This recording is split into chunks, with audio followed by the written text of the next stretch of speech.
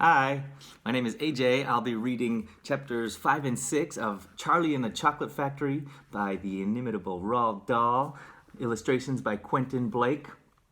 I have already read the other chapters. You can subscribe to the channel and see all the other ones and the ones to come. Okay, here we go.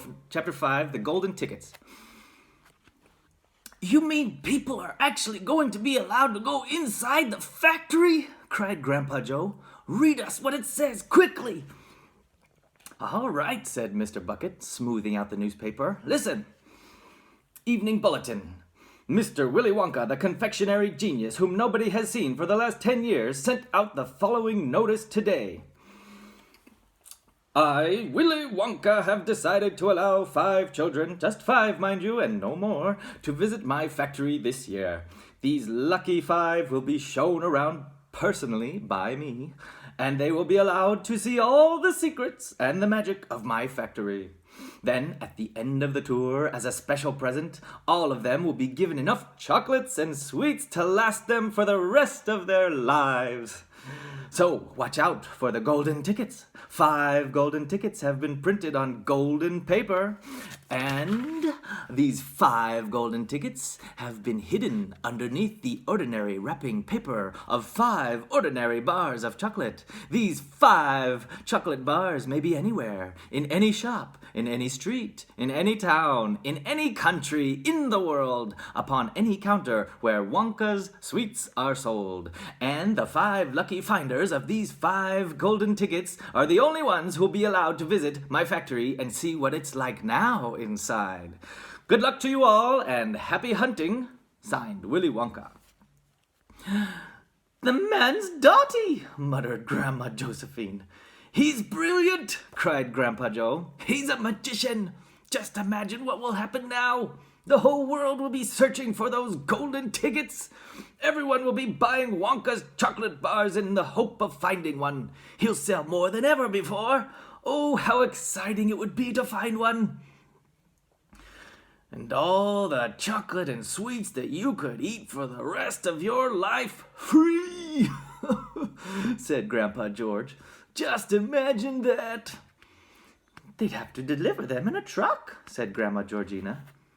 Oh, it makes me quite ill to think of it, said Grandma Josephine. Nonsense, said Grandpa Joe. Wouldn't it be something, Charlie, to open a bar of chocolate and see a golden ticket glistening inside? It certainly would, Grandpa, but there isn't a hope, Charlie said sadly. I only get 1 bar a year. You never know, darling, said Grandma Georgina. It's your birthday next week. You have as much chance as anybody else.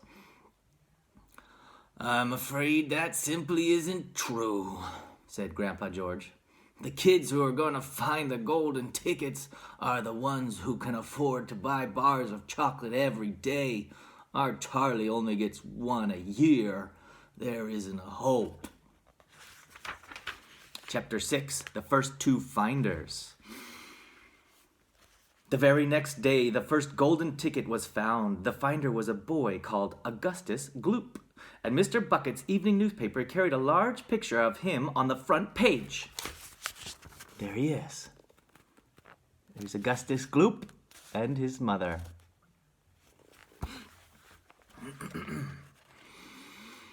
The picture showed a 9-year-old boy who was so enormously fat he looked as though he had been blown up with a powerful pump. Great flabby folds of fat bulged out from every part of his body, and his face was like a monstrous ball of dough with 2 small, greedy, curranty eyes peering out upon the world. The town in which Augustus Gloop lived, the newspaper said, had gone wild with excitement over their hero. Flags were flying from all the windows, children had been given a holiday from school, and a parade was being organized in honor of the famous youth. I just knew Augustus would find a golden ticket, his mother had told the newspaper men. He eats so many bars of chocolate a day that it was almost impossible for him not to find one. Eating is his hobby, you know. That's all he's interested in.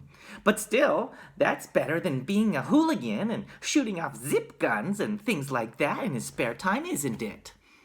And what I always say is, he wouldn't go on eating like he does unless he needed nourishment, would he?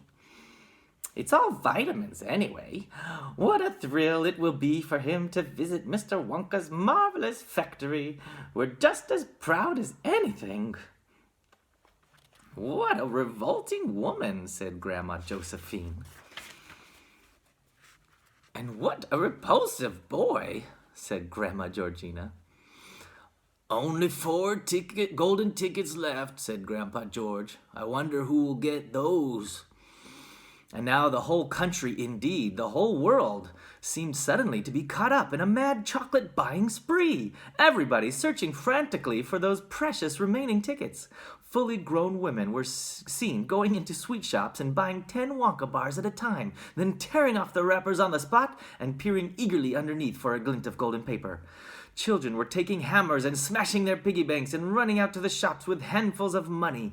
In one city, a famous gangster robbed a bank of £1,000 and spent the whole lot on Wonka bars that same afternoon. And then when the police entered his house to arrest him, they found him sitting on the floor amidst mountains of chocolate, ripping off the wrappers with the blade of a long dagger. In far-off Russia, a woman called Charlotte Russe claimed to have found the second ticket, but it turned out to be a clever fake. The famous English scientist, Professor Foulbody, invented a machine which would tell you at once, without opening the wrapper of a bar of chocolate, whether or not there was a golden ticket hidden underneath it. The machine had a mechanical arm that shot out with tremendous force and grabbed hold of anything that had the slightest bit of gold inside it. And for a moment it looked like the answer to everything. But unfortunately, while the professor was showing off the machine to the public at the sweet counter of a large department store, the mechanical arm shot out and made a grab for the gold filling in the back tooth of a duchess who was standing nearby. There was an ugly scene, and the machine was smashed by the crowd.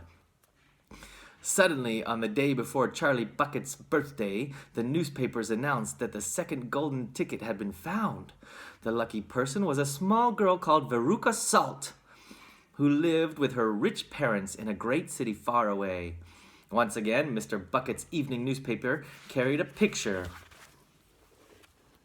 There she is, Veruca Salt, holding up her golden ticket, her dad and her mom. The rich little girl. It's funny about the machine, huh? It reached in somebody's mouth and pulled out their gold filling, and they had to smash the machine. Okay, so there's the picture of Veruca Salt, the picture of the finder. She was sitting between her beaming father and mother in the living room of their house, waving the golden ticket above her head and grinning from ear to ear.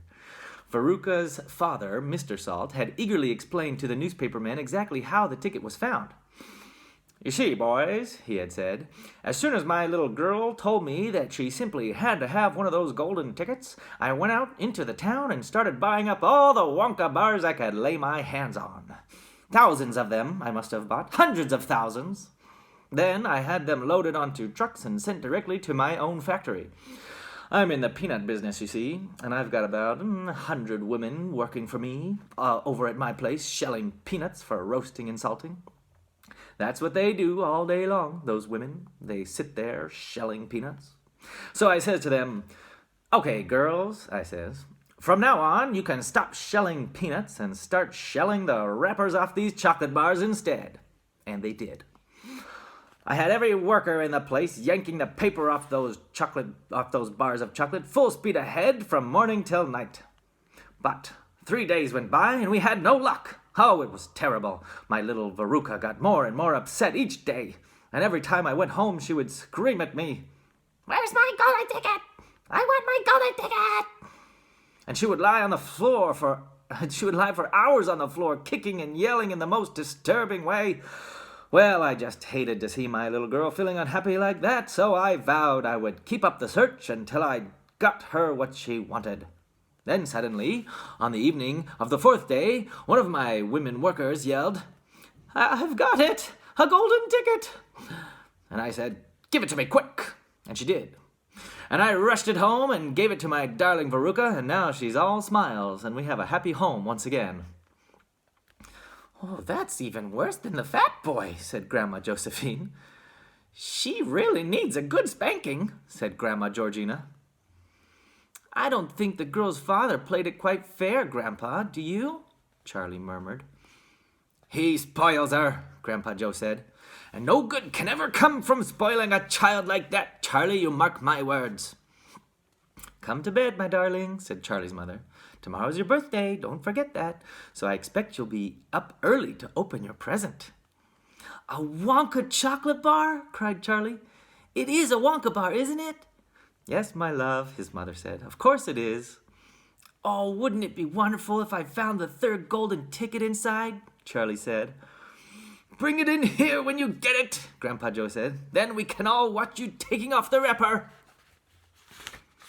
End of chapter 6. I'll stop now and record some more later.